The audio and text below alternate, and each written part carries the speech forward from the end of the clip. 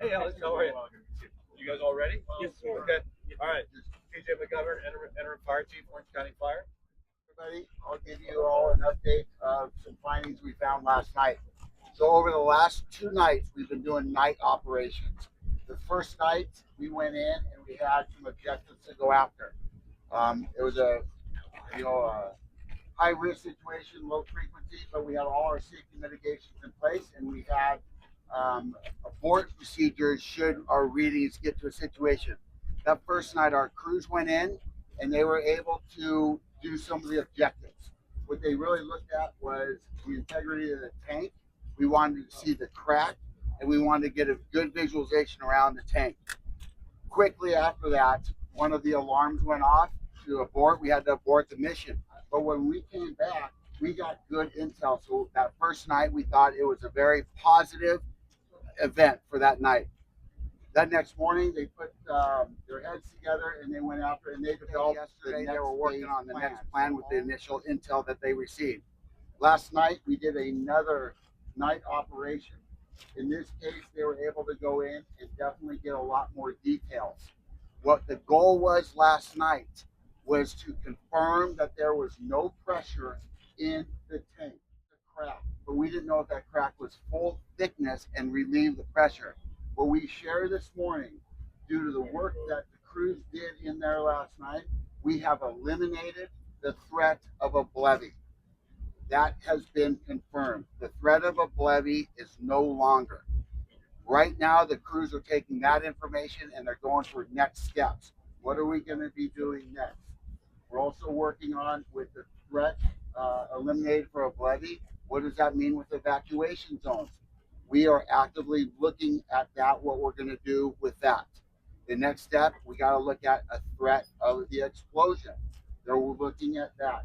The biggest catastrophic worst case scenario to the public and the first responders was the threat of a levee, and I'm happy to share through the work of all our stakeholders and cooperators and OCFA and our partners, that threat has been eliminated. That's a huge step. You have the right questions, and like I said, crews are actively working right now on the next steps, and I know there's going to be more information shared later today, probably via press conference. Chief, is this crisis averted? Let's go. Let me go one first. Is this crisis averted? The crisis is not averted. Let me be clear. Evacuation zones are still in place. The threat is not eliminated. The threat of a levee is eliminated. We have a levee, we have an explosion, we have a spill. What I'm stating, and I want to be very clear, the threat of a levee has been eliminated. We still have threats that we're mitigating right now, but we have to get through the first one first, and we successfully did that. And is the pressure gone now? Real quick. So last night we knew there was a crack, and we had professionals in there who do this on a professional setting. They were able to get in there, confirm that there was no pressure left. The other thing, there is a gauge for internal pressure. The way the display, we were unable to see it very well how the display was set. Our drones couldn't see it. But getting our firefighters and the subject matter experts in there, they were able to visually see the display. Does that allow you to do other options and maybe come up with a third scenario to eliminate the chemical and resolve this without those two first scenarios?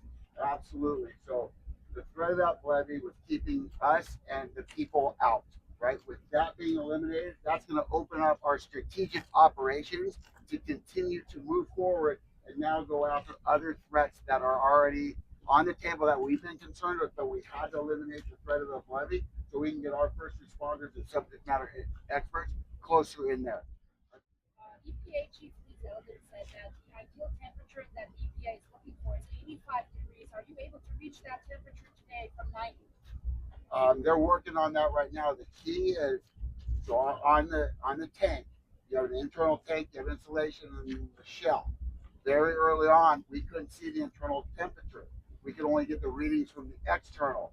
So now, from the work last night, we're able to get a better visualization of the internal. We know that for last night, it was in the 90s. That's a decrease in temperature. That's what we're looking for. When you remove some of the insulation, we're able to take our hose streams, unstaffed hose streams, and start cooling it better. So we don't know, but that's the anticipation to get that lower. Expect to reduce the scope of the evacuation orders at all? So we are working on that right now. And the idea is now that the threat of a levee has been eliminated, we are working on that right now. With the threat of a levee, we look at a blast pattern. And that, for all the data and the intel, shows if you have a levee with this chemical, this tank, you need this much radius. That's been eliminated. So if we don't need that much area for the zones, it could potentially be shrunken. So that's what we're all doing right now to vet and validate those. And like I said, there'll be an additional press conference later today. Yeah, we have time for one more, and then we'll go over everything else at the press conference later today. We have one more. Tell us about the other threats and what that could potentially mean. Can you identify those specifically? Sure. So we still have product in there. We can't physically see what the product is doing.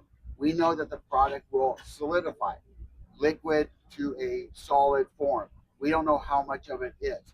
There's an idea, not confirmed. It's probably solidifying in some state. We're very confident it's solidifying, but we don't know how much of it has yet. All of it could, or 75%, or there still could be some liquid, maybe gel in there that's not completely solidified. We believe, based off the temperatures, that it is in the solidification process, but we're unable to confirm that right now. That I cannot speak on the specificity of that, but we're working on that. Solid's a good thing. Solid is a good thing. Chief, two-part question. What's the remaining threat? Is it airborne, or what threat remains? Could it still explode? Is it a vapor release? So we still have potential for an explosion. That it's not as bad as a levee, but it's still a threat. And that goes back to your first question. There's still a threat out there, and we need the public to keep to those evacuation zones until we deem it safe for them to come back. We understand the difficulties and the challenges of when we make these evacuation zones. Our communities are out of their houses. They're out of their normalcy of the way they're living. We want them back. We really do.